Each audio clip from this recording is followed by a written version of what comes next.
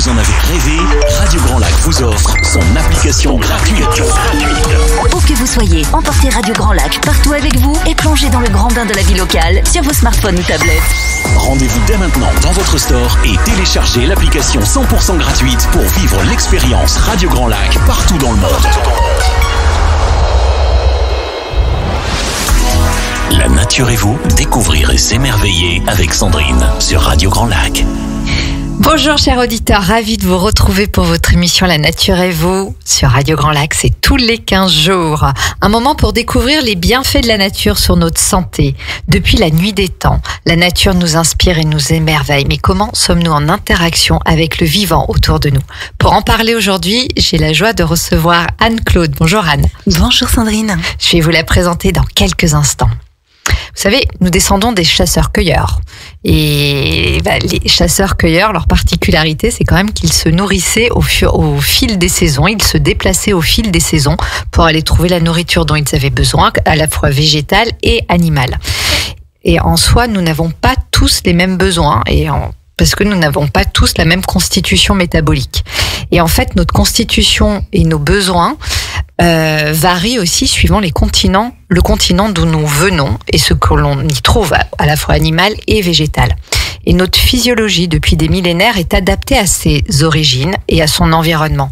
Et justement, on peut le voir autant dans notre culture qu'on nous a transmise, que nos habitudes de vie et nos habitudes alimentaires. En fait, tout est lié à notre histoire, à la fois génétique, familiale et notre écosystème, que ce soit humain ou naturel. Alors, comment nous alimenter en adéquation avec notre métabolisme et notre histoire? Nous allons en parler justement avec Anne-Claude. Anne, vous êtes diététicienne épicurienne et depuis plus de 10 ans à Annecy, c'est ça? Oui, mon cabinet est à Annecy. Et en fait, vous êtes passionnée par la cuisine, par l'alimentation, par la santé, par le côté sensoriel, et vous y alliez effectivement aussi tout l'aspect psycho-émotionnel qui est vraiment important. Alors, vous avez écrit un livre qui s'appelle « Nourrir mon enfant intérieur ». Et il y a un peu plus d'une quinzaine d'années, vos premiers amours vous ont plutôt mené vers les beaux-arts. Et en même temps, vous étiez en train de découvrir l'art de la cuisine. Et en même temps, vous découvriez aussi les magasins bio. Et c'est là que vous vous êtes dit, mais tiens, il y a un lien quand même entre alimentation et santé. En parallèle de ça, vous avez fait aussi un CAP en chocolaterie-pâtisserie. Et quand vous avez fait la découverte des magasins bio, vous vous êtes dit, bon, je vais peut-être pousser un petit peu plus loin. Et c'est là que vous avez entrepris un BTS justement en diététique. Alors, Anne est une femme passionnée, pleine de vie, pleine de joie. Et donc, justement, je pense que c'est aussi pour ça que vous êtes diététicienne épicurienne. Je trouve ça très beau comme juxtaposition. Votre lien à la nature, déjà petite, vous avez la chance d'avoir un jardin et vous aimiez contempler, observer déjà ce qui s'y passait.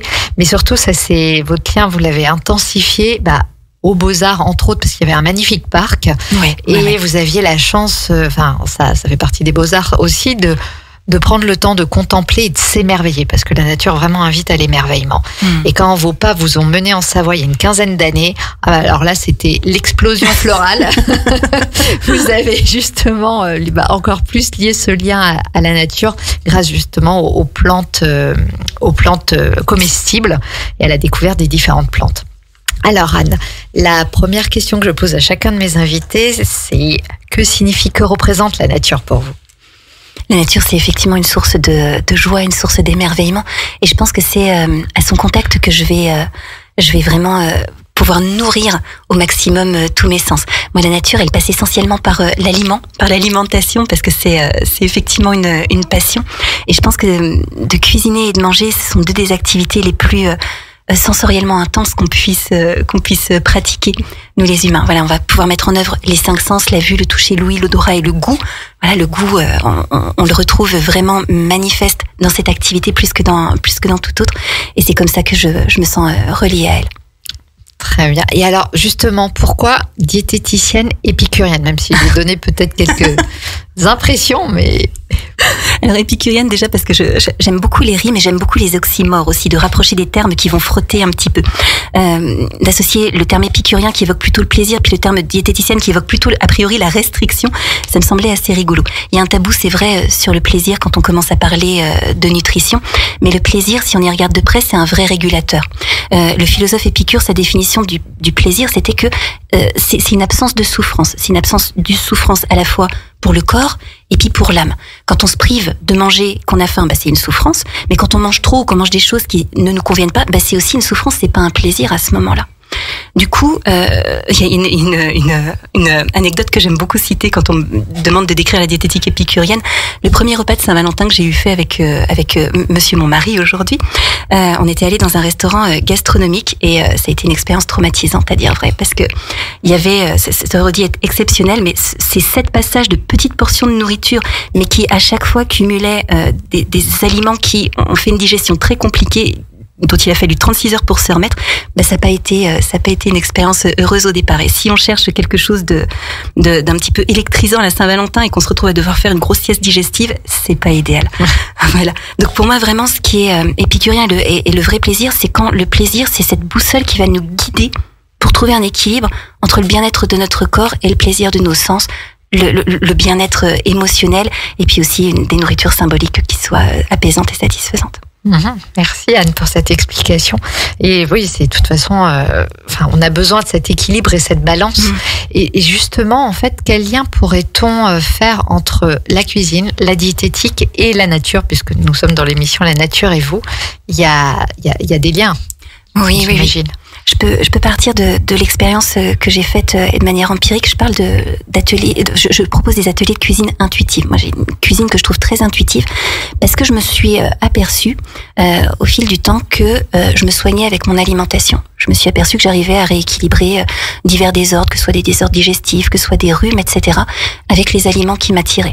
Je me souviens par exemple alors je suis une passionnée d'épices. J'ai des flacons d'épices de partout et j'avais un flacon de piment parce que évidemment ça fait partie des épices que j'avais pas utilisées pendant une paire de mois. Je l'avais jamais employé. Et un jour j'ai eu envie de mettre du piment partout. Voilà, pendant 3-4 jours, j'ai mis du piment dans tous les plats que je faisais, sucré, salé, etc. Et je me suis aperçue en parcourant un petit peu la diététique chinoise quelques temps après que le piment, c'est un grand réchauffeur. On le sent quand on mange du piment, ça nous donne un bon coup de chaud, un bon coup de fouet, et qu'il a ce qu'on appelle un tropisme vers le poumon, c'est-à-dire qu'il va venir stimuler en particulier le poumon. Et ça m'a fait le tilt parce que je me suis souvenu qu'au moment où j'avais tellement besoin de piment, j'avais un refroidissement, j'avais du froid dans mes poumons. Et je me suis dit, mon Dieu, mais en fait, mon corps est capable de me diriger vers les aliments qui viennent me rééquilibrer. Et c'est parti comme ça. Et à force d'observation de plus en plus fine, je me suis rendu compte que on pouvait être, guidé comme une boussole par notre corps vers des choix d'aliments particuliers et vers des méthodes de cuisson particulières aussi. On peut être attiré des fois par des cuissons plus crues, plus rafraîchissantes. C'est souvent le cas l'été, c'est un exemple assez flagrant. Par contre, en hiver, quand j'en parle avec mes patients, etc., ils sont pas très attirés par le cru à ce moment-là, sauf exception, parce qu'on n'est pas tous fait pareil, on n'a pas tous les mêmes besoins au même moment. Mais en général, en hiver, on va plutôt se tourner vers des mijotés, vers des cuissons plus longues, plus intenses au four, etc. Et en fait, on a cet instinct qui peut nous permettre de nous rééquilibrer. Et comment, par rapport à l'introduction où justement les chasseurs-cueilleurs, parce qu'on a ça en fait, c'est engrammé dans notre physiologie et notre physiologie en 10 000 ans n'a changé que de 0,005%, c'est-à-dire quasiment pas. Donc suivant les continents et les habitudes que ont nos ancêtres, j'imagine qu'on retrouve ça aussi dans nos appétences alimentaires. Quelles sont vos observations? Parce qu'il y a cet attrait, en fait, des fois pour des aliments. Moi, je vois, l'été arrive, tout d'un coup, je vais avoir envie de tomates. Et fin d'été, c'est bon. Quand c'est plus la saison, j'ai plus du tout envie.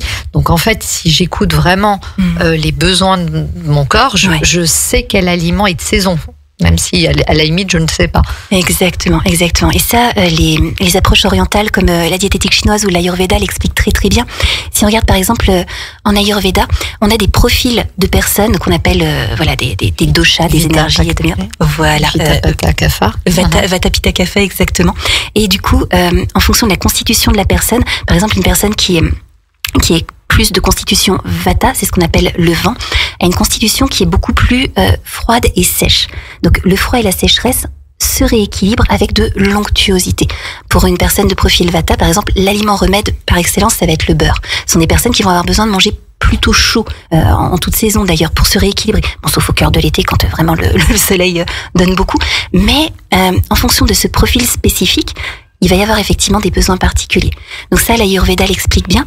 Et puis moi, je suis en train de valider une formation à une approche qui s'appelle le profilage alimentaire, où on va utiliser différents outils, que ce soit effectivement l'Ayurveda pour déterminer le profil ayurvédique de la personne, que ce soit le groupe sanguin, que ce soit le metabolic typing, le typage métabolique pour savoir quoi la personne carbure, si son carburant de base c'est plutôt les glucides ou plutôt les lipides, et on arrive à dessiner le contour de l'alimentation qui est l'alimentation la mieux adaptée au profil métabolique de la personne, sachant que moi avec la diététique comportementale que je pratique, je me rends compte que le profilage alimentaire c'est juste un tremplin vers une écoute de soi. Parce qu'à chaque fois qu'on décode le profil alimentaire d'une personne à l'aide de questionnaires et que je dis, bah voilà, en fait, telle alimentation correspond mieux, la personne me dit, mais en fait, ouais, ça me correspond complètement, c'est exactement ce que je sentais.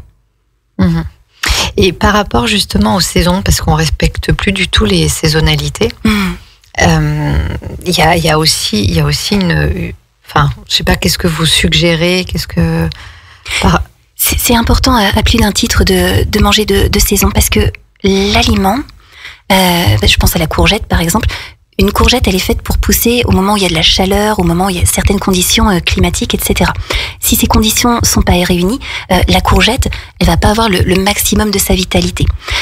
Qui plus est, quand on regarde ce qui arrive au moment de l'été, quels sont les melons, les choses là, en énergétique chinoise, on sait que ce sont des aliments de nature fraîche à froide. C'est-à-dire que ce sont des aliments qui sont capables de ramener de la fraîcheur à l'intérieur de notre corps. Ce qui va arranger certaines personnes qui sont particulièrement sensibles à la chaleur. Ça n'arrangera pas d'autres qui ont un feu digestif un petit peu faible, par exemple. Mais en fonction de la saison, on va trouver des aliments, des végétaux en particulier, qui vont être en mesure de nous rééquilibrer.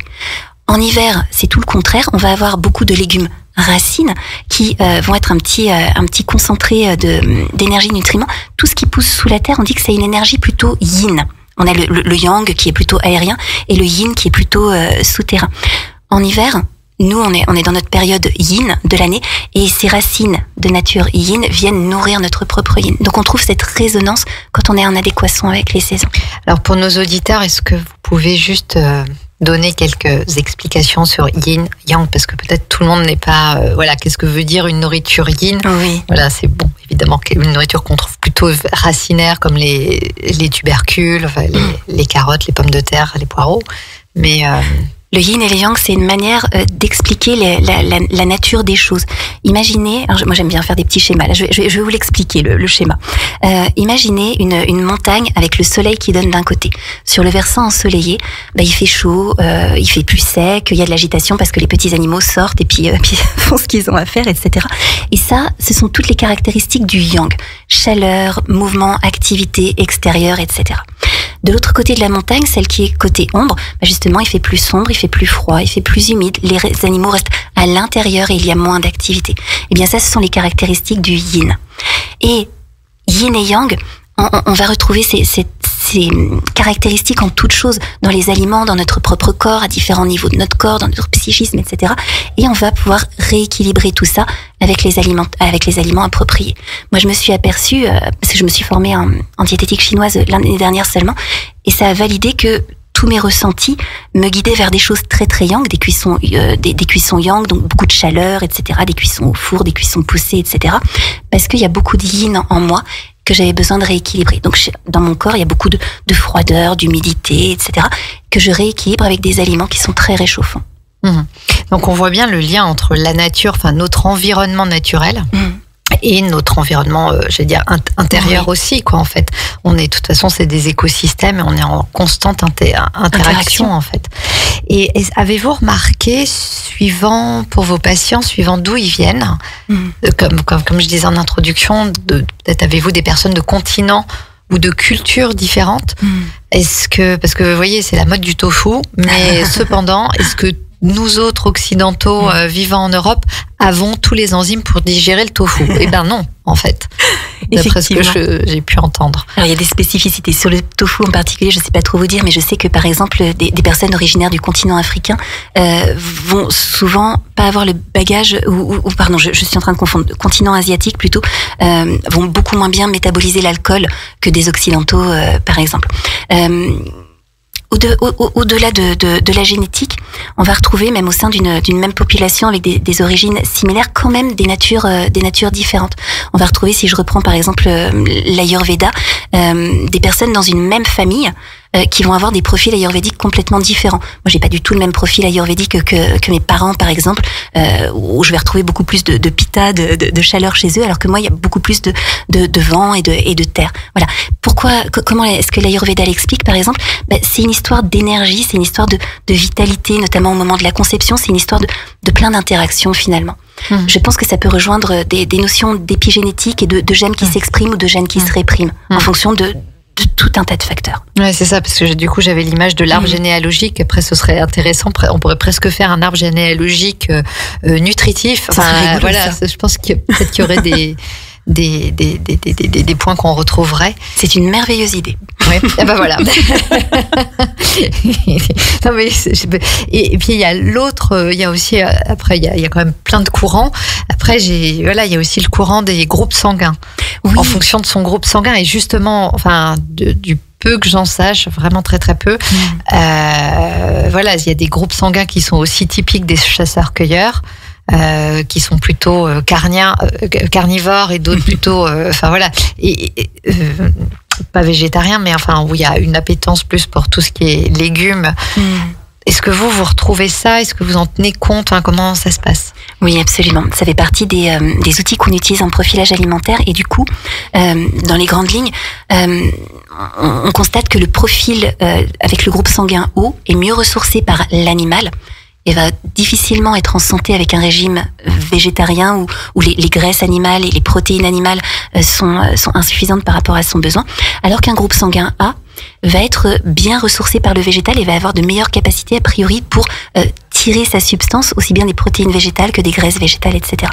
Après, ça va être à mettre en parallèle d'autres critères. Par exemple, moi, j'accueille beaucoup de patients qui ont un groupe sanguin A, mais qui sont dans un état métabolique actuellement qui ne leur permet pas de tirer le meilleur parti du végétal. Je pense à tous ces cas d'épuisement quand on a cumulé des années de stress, etc. et où on n'arrive plus, on n'a plus l'énergie pour métaboliser correctement le végétal.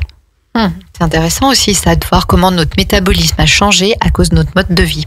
Oui. En fait, si au départ, si on reprend le profilage de groupe sanguin, qui traduit quand même aussi, c'est bien ça. Il y a bien une histoire de suivant d'où on vient aussi, parce que la théorie. Alors c'est, si je dis pas de bêtises, c'est Peter d'Adamo qui a élaboré la théorie des groupes sanguins. Et donc il parlait d'une évolution. Il parlait de nomades pour le groupe O, de sédentaires agriculteurs pour le groupe A. Mais en fait, les paléontologues n'ont pas validé. Ça n'a pas une réalité historique. Donc en fait, les bases scientifiques, elles sont un petit peu floues, mais on constate sur le terrain que oui, il y a une réalité de le groupe O est ressourcé par l'animal, le groupe A est ressourcé par le végétal. Alors après, c'est jamais catégorique, et toujours on vérifie avec l'individu particulier ce qu'il en est. D'accord. Ok. Oui, non, mais en fait, c'est passionnant de voir comment on fonctionne. Et qu'est-ce que vous pourriez suggérer, justement, parce que tout le monde n'a pas cette sensibilité ou cette perception, pour être plus correct en termes de mots, cette perception de ses besoins physiologiques. Voilà, il y en a qui vont être à même de sentir, bah tiens, j'ai envie de manger plus de viande, ou plus de ci, plus de ça, et moins de ci, moins de ça, et du coup de se poser la question et de faire attention à ses besoins, au lieu que de tomber dans bah tiens, je mange quand c'est l'heure de manger. Donc comment vous accompagnez ces personnes à se reconnecter à ça? Parce que ça, c'est justement typiquement la nature. On en revient à la nature, mais c'est la nature organique, nature, en fait. C'est ça. Tout à fait. Avec les personnes que j'accompagne, on apprend à distinguer les besoins du corps, les besoins du cœur, qui sont de nature plutôt émotionnelle, les besoins symboliques, qui sont des besoins psychiques, et puis les besoins sensoriels. Et puis, pour bien identifier les besoins du corps, je pose la question qui est: et si là, vous pouviez manger exactement ce qui vous ferait le plus grand bien qu'est-ce que ce serait? Et en général, la réponse à cette question, elle est vraiment en connexion avec un besoin du corps. À moins qu'on soit dans un état de grande fatigue ou de grand désordre émotionnel, on peut, grâce à cette question précise, se reconnecter plutôt aux besoins du corps. Si là, je pose la question je revois la patiente de ce matin qui j'ai posé la question, elle dit mais là, c'est rien du tout. Bah oui, c'est rien parce qu'elle avait pas faim à ce moment-là, donc ce qui lui faisait du bien à ce moment-là, c'était rien du tout.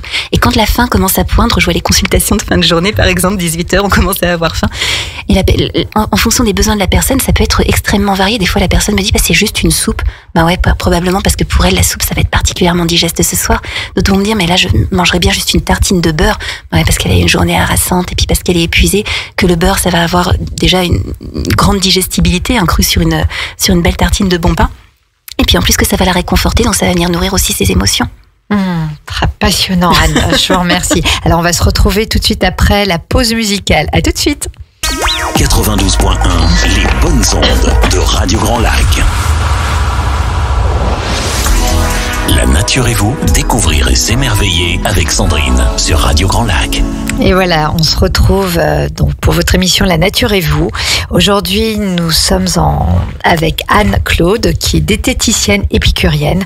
Et on continue justement avec l'alimentation. Alors, j'avais une question parce que Anne a suivi les Beaux-Arts. Donc, il y a un côté artistique qui est très prégnant et qui fait partie aussi justement de la cuisine parce que, comme vous disiez en introduction, c'est important aussi pour les yeux. Ce qu'on mange, comment sont préparées nos assiettes, ça fait déjà partie, c'est déjà ça nous nourrit, déjà émotionnellement et par la vue. Et donc Anne, qui a écrit un livre, Nourrir mon enfant intérieur, fait aussi de magnifiques photos d'aliments qu'elle a préparés, de plats, qu'elle a préparés. Et toutes ces photos, d'ailleurs, sont prises dans la nature. Donc, vous voyez le lien, en fait. Donc, elle allie de nouveau son côté artistique et culinaire. Et alors, justement, comment cuisiner? Parce que je sais que vous proposez des ateliers, vous le disiez en introduction, de cuisine intuitive. Et quelle serait la meilleure façon finalement de cuisiner les aliments pour respecter, parce que un aliment, faut pas qu'il a des vitamines, des oligo-éléments. Comment faire pour pas le détruire en fait? Je pense que il y a deux choses. Il y a déjà la manière de conserver l'aliment, et puis il y a la manière de le cuire. Pour la conservation, on sait que avec les mesures qu'on a nous en Occident, par exemple quand on va mesurer le taux de vitamines, on sait que un légume, par exemple, qui a passé beaucoup de temps dans un réfrigérateur a une forte déperdition en vitamines. Prenons l'exemple de la vitamine C. Une pomme qu'on cueille sur l'arbre a à 100% de vitamine C à son totem. Si on la laisse un petit peu vieillir, elle perd de la vitamine C progressivement. Quand on traite un légume, par exemple avec une technique de conservation comme la stérilisation, la pasteurisation, on va faire une conserve, ou qu'on le traite en surgélation, il va y avoir une déperdition de vitamines aussi qui va être plus ou moins importante en fonction de la technique. Pour la surgélation, on perd un peu de vitamines. Pour la conservation en conserve, on en perd beaucoup. Donc, on a une sorte de gradation en termes de vitalité et d'apport vitaminique, en tout cas, en fonction de mode de conservation. On a d'autres types de conservation. Je pense à la lactofermentation, le fait par exemple, pour une carotte, de la râper, d'y ajouter un petit peu de sel pour en faire ressortir le jus, et puis de la mettre en bocal et de laisser faire le temps. On va développer des bactéries qui vont fermenter l'aliment et permettre une conservation de plusieurs mois, même de plusieurs années parfois. On a un aliment qui va avoir de bien meilleures qualités nutritionnelles quand on mesure ensuite, avec nos mesures à nous, ce qu'il contient par la suite. Alors ça, il y a ce qu'on peut mesurer. Et puis j'aime beaucoup toujours faire des ponts avec la diététique orientale, la diététique chinoise notamment, qui elle va parler de l'essence ou de la quintessence qu'on va retrouver chez tout être vivant. On appelle ça le jing. Et le jing, on nous explique que du moment qu'on coupe un aliment, il y a comme une fuite de jing, de cette quintessence. Donc du moment que l'aliment a été coupé, je pense par exemple quand on va acheter des aliments qui ont été pré-épluchés ou que sais-je, on a déjà une fuite de jing finalement. Donc on a un aliment qui nous apporte encore de la matière, mais pas forcément de la quintessence. Donc ça, c'est ce qu'on raconte en diététique chinoise. On l'a pas encore mesuré avec des instruments de mesure scientifique, mais on peut sentir une différence souvent de goût. C'est pour ça que moi je me fie beaucoup à mes sens pour évaluer si un aliment est plein de vitalité ou pas. Par exemple, quand je prends un pain, on trouve plein de pains différents. Alors, il y a des pains à la levure, il y a des pains au levain, il y a des pains avec un mixte levain-levure. Et je sais qu'en fonction de ce que je ressens, en tout cas, j'ai la sensation que ce pain m'apporte plus ou moins de vitalité parce qu'il m'apporte plus ou moins de goût et plus ou moins de joie aussi. Donc, si on a des courgettes au fond du frigidaire, qu'on s'en aperçoit quelques semaines plus tard, est-ce que ça vaut encore la peine de les manger ou... Ça dépend. J'ai reparcouru un livre de Marion Kaplan qui s'appelle Nutrition consciente et où il parle de radiovitalité d'après les travaux d'un ingénieur qui s'appelait André Simonton. Et ils ont mesuré ce qu'ils appellent la radiovitalité des aliments et ils s'aperçoivent que on peut avoir des aliments qui ont un faible taux de vitalité à la base, mais il suffit d'y ajouter un peu de sel de mer, il suffit de cuire avec une cuisson douce et on remonte la fréquence, on remonte le nombre d'angstroms de l'aliment.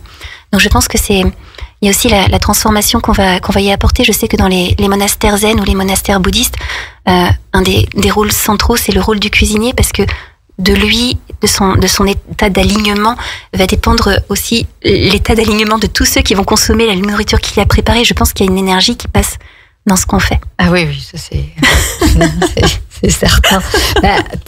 Par exemple, j'ai reçu il y a quelque temps Laurent Geller qui a une société en Colombie qui prépare des élixirs floraux de plantes. Et effectivement, c'est des personnes locales qui les cueillent avec une certaine présence et connaissance et une conscience. Et avant de rentrer au laboratoire pour faire la préparation des élixirs, leur est demandé justement un alignement pour pas qu'ils laissent passer quoi que ce soit. Donc, mais ça, c'est justement tout notre lien, en fait, cette interaction qu'il y a entre tous les vivants, parce qu'on le retrouve là dans la cuisine, mais donc voilà. Je sais que quand on a préparé la séance, l'émission, vous me parliez aussi de la matrice de l'élément. Oui, tout à fait. La matrice de l'aliment, c'est une expression que j'ai rencontrée chez Anthony Fardet, qui est j'ai oublié de mémoriser sa fonction. Bref, Anthony Fardet, il a écrit notamment un livre qui s'appelle Halte aux aliments ultra transformés et il va comparer ce qu'il appelle le réductionnisme nutritionnel à l'holisme. Donc en fait, aujourd'hui en diététique, on va parler d'apport, il faut apporter tant de glucides, il faut apporter tant de graisses, tant de protéines, etc. Et finalement, c'est une manière de fractionner la réalité en petits éléments isolés, alors pour mieux l'étudier a priori, sauf qu'en fait c'est une vision mécaniste du monde. L'holisme auquel il le compare, l'holisme va considérer l'aliment comme un tout, comme un ensemble de nutriments qui vont agir en synergie, encapsulés dans une matrice. Et quand il parle de dire halte aux aliments ultra transformés, les aliments ultra transformés, qu'est-ce que c'est? L'aliment ultra transformé par excellence, c'est les céréales soufflées de petit déjeuner pour les enfants, où on a complètement explosé la structure, on a complètement explosé les molécules d'amidon, etc. de la céréale, où on y a rajouté des vitamines de synthèse, etc. Et on se retrouve avec une espèce de chimère blindée de sirop de glucose fructose, très naturel, c'est issu de la nature, sauf que dans les proportions où on la consomme à ce moment-là, ça n'a rien à voir avec ce qu'on consommerait si on consommait juste du blé cuit ou si on consommait un fruit, etc. Donc on se retrouve avec des chimères qui nous rendent malades. La matrice de l'aliment a été complètement explosée, elle n'a plus rien de naturel. Et c'est pour ça que, consommer un aliment qui a été respecté dans sa structure, qui n'a pas été explosé par une surcuisson. On le voit, je donne toujours l'exemple du haricot vert ou du brocoli. Un haricot vert ou un brocoli qu'on a passé dans une cocotte minute, qui ressort, qui se délite tout seul. Vous savez, on prend une fleurette, on la tient, et tout à coup la fleurette, pouf, elle s'effondre sur elle-même. En plus, le brocoli est devenu tout vert jaunasse, etc. C'est pas appétissant, ça pue, c'est pas bon au goût, etc. On a explosé la structure de l'aliment. Il a plus rien de vital à ce moment-là. Alors qu'un brocoli, une petite fleurette que vous passez à la vapeur douce, que vous laissez cuire à peine plus que al dente, histoire qu'il y ait encore de la texture. Quand vous la mangez, vous avez toutes les saveurs de l'aliment. Vous retrouvez la douceur des glucides qu'il y a dans le brocoli. Vous retrouvez les amertumes, des antioxydants, etc. Vous avez le totem dans sa quintessence et la plus assimilable, parce que c'est pas toujours facile à digérer du brocoli cru. Donc une cuisson douce peut aider notre digestion. D'accord. Et on aurait envie de vous demander vos recettes, en fait. Avec bonheur. Vous en retrouverez pas mal sur mon blog, d'ailleurs. on va en parler à la fin aussi, parce que c'est important de savoir comment on vous trouve. J'aurais une dernière question. On parle aussi de pièges. Alors, c'est pas forcément connu en diététique, mais on parle par exemple, de pièges alimentaires, de pièges de... j'ai un mot que j'ai oublié. L'heure alimentaire, comme les additifs qu'on peut ajouter, les colorants. Ouais, mais en fait, ce que j'allais... j'ai un trou. Je vous prie de m'excuser. Ça arrive au meilleur. Voilà. En fait, on avait... Je veux dire, en tant que chasseur-cueilleur, en tant que Homo sapiens, avant qu'on ait nos industries et des choses toutes préparées, on mangeait, le sucre que l'on mangeait était issu des fruits. Oui, voilà. Principalement, il y avait très peu d'autres sources. Oui, et donc ça, ce que je parle quand je parlais de piège alimentaire, c'est que on n'a pas eu le temps. Notre physiologie n'a pas eu le temps de s'adapter au sucre que l'on rajoute dans les yaourts ou autres produits que vous venez de spécifier, si bien que notre métabolisme n'a pas eu le temps de s'adapter. Et au départ, on ne mangeait pas tellement sucré, outre ce que l'on trouvait dans la nature, en fait. Oui, effectivement. Après, des sucres, on en a de différentes natures. On a les sucres qu'on a dans les fruits, essentiellement le fructose. On va avoir des sucres aussi dans les légumes, en moindre quantité. On va en trouver dans les céréales, les pommes de terre, les légumineuses, etc. Et ils ne sont pas de même nature. Ceux des fruits vont être assimilés beaucoup plus rapidement parce qu'il y a beaucoup moins d'entraves à leur digestion, alors que par exemple dans des légumineuses où on a au sein même d'une lentille beaucoup de fibres, beaucoup de protéines, on a une complexité digestive qui fait que là les sucres vont passer beaucoup plus lentement dans le sang. Et notre physiologie est faite pour gérer les glucides qui arrivent de manière pas trop rapide dans notre sang. Donc on est constitué comme ça. Aujourd'hui, avec cette abondance et cette facilité d'accès à des sucres qui passent très rapidement dans notre sang, notre physiologie, elle est débordée par tout ça.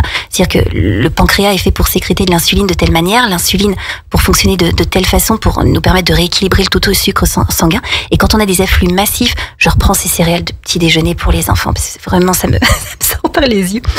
Quand on a ces céréales qui sont dont les molécules d'amidon sont explosées, ça veut dire qu'ils sont plus des sucres lents mais des sucres rapides sur lesquels on rajoute encore du miel ou d'autres sucres ou du fructose ou que sais-je.